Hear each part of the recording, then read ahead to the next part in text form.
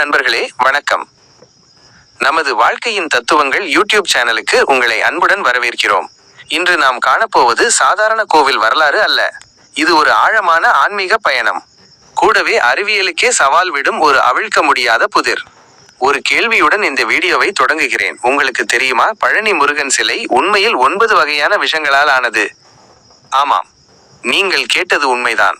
கடுமையான விஷங்களை தெய்வீக மருந்தாக மாற்றிய அந்த அற்புதம் எப்படி நிகழ்ந்தது?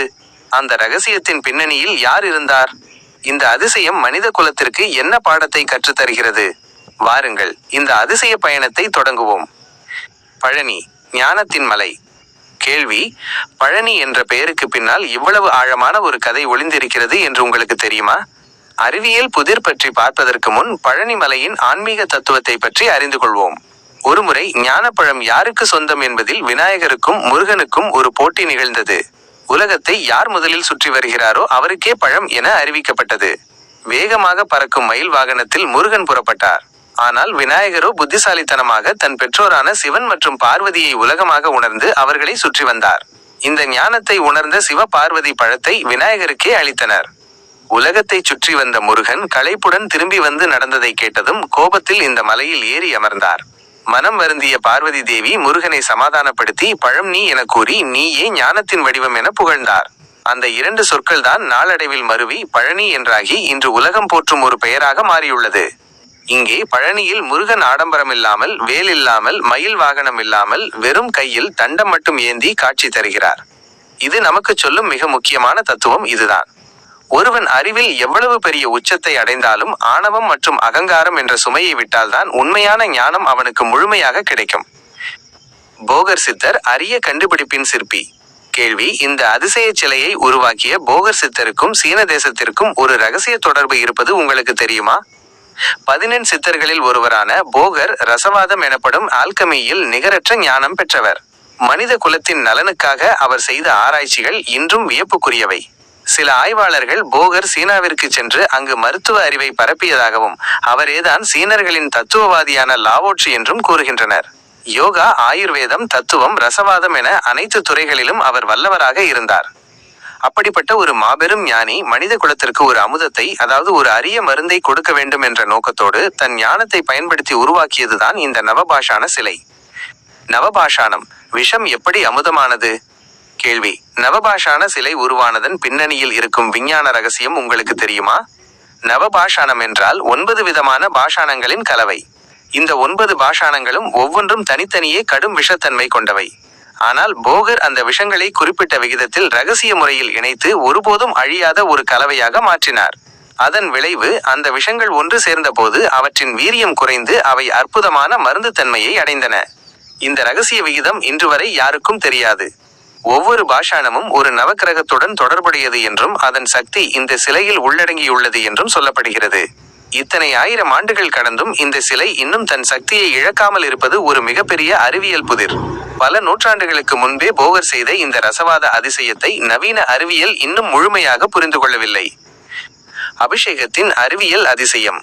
கேள்வி: பழனி சிலைக்கு செய்யப்படும் அபிஷேக பொருட்கள் வெறும் சடங்குகளா அல்லது அதற்கு பின்னால் ஒரு அறிவியல் இருக்கிறதா? பழனி சிலைக்கு செய்யப்படும் பால், பஞ்சாமிர்தம், சந்தனம், தண்ணீர் போன்ற அபிஷேக பொருட்கள் வெறும் சடங்குகள் அல்ல. அவை அனைத்தும் இந்த நவபாஷான சிலையின் சக்தியால் மருந்து தன்மை பெறுகின்றன.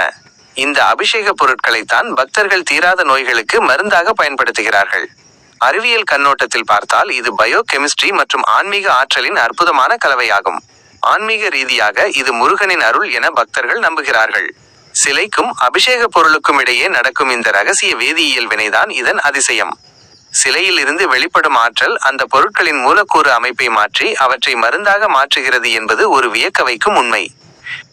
இரண்டாவது, நவபாஷான சிலையின் புதிர். கேள்வி: போகர் 2 சிலைகளை உருவாக்கினாரா? அப்படியானால் 2வது சிலை எங்கே இருக்கிறது? இந்த கேள்விதான் பழனி முருகனை பற்றிய மிக முக்கியமான மற்றும் புதிரான பகுதி. மரபு கதைகள் போகர் ஒரே ஒரு சிலை மட்டுமல்ல, 2 சிலைகளை உருவாக்கினார் என்று கூறுகின்றன. ஒன்று பழனியில் நிறுவப்பட்டது. அப்படியானால் 2வது சிலை எங்கே? சிலர் அது கொடைக்கானல் அருகே உள்ள குகைகளில் மறைத்து வைக்கப்பட்டுள்ளது என்கின்றனர். சிலர் பூம்பாறை வேலப்பர் கோவிலில் உள்ள சிலைதான் அது என்கின்றனர். போகரின் சீடர்கள் எழுதிய நூல்களில் மனித குலம் ஆன்மீக ரீதியாக தயாரான பின்னரே இரண்டாவது சிலை வெளிப்படும் என்ற குறிப்பு உள்ளது. அதனால்தான் இன்று வரை இது ஒரு அறிவியல் புதிராகவும் ஆன்மீக காத்திருப்பாகவும் நீடிக்கிறது. அந்த சிலை ஒரு நாள் வெளிவந்தால் அது மனித குலத்தின் ஆன்மீக பாதையில் ஒரு புதிய ஒளியை உருவாக்கும் என நம்பப்படுகிறது. முருகனின் தத்துவம். கேள்வி: பழனி முருகன் நமக்கு என்ன வாழ்க்கை பாடத்தை கற்றுத்தருகிறார்? ஞானத்தின் மறுவடிவமான பழனி முருகன் நமக்கு ஒரு முக்கியமான பாடத்தை கற்றுத்தருகிறார். அதுதான் ஞானம் கூட்டல் எளிமை கூட்டல் தியாகம். வாழ்க்கையில் எவ்வளவு பெரிய வெற்றி வந்தாலும் இறுதியில் ஆணவம் மற்றும் அகங்காரம் என்ற சுமையை கைவிட வேண்டும். சாதனைகளின் உச்சியில் இருந்தாலும் எளிமையாகவும் பணிவாகவும் வாழ்வதே உண்மையான ஞானம். முடிவு. நண்பர்களே, பழனி முருகன் கோவில் என்பது வெறும் செங்கல்லும் சுண்ணாம்பும் கொண்ட ஒரு கட்டிடம் அல்ல.